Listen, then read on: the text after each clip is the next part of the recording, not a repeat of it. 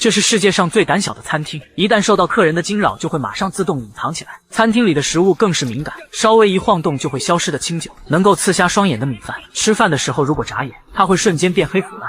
阿鲁和小松顺着汇方卷一路吃到迷失森林，只要跟着汇方卷的指引，就能找到传说中的食材肥皂泡水。然而刚进入森林，汇方卷竟然被挖断了。就在两人疑惑之时，身后出现一个小胖子，在他怀里正抱着一块汇方卷。见势不妙，小胖赶紧闪身逃跑，阿鲁果断追了上去。他和小松穿过树林后，惊讶地发现前方竟然有一家餐厅，而且还是10星级的云隐餐厅。阿鲁迫不及待地要进去大饱口福。然而当他们打开房门的瞬间，整个餐厅竟然原地消失。就在两人四下寻找时，突然传来一个声音：合掌，然后行礼一拜。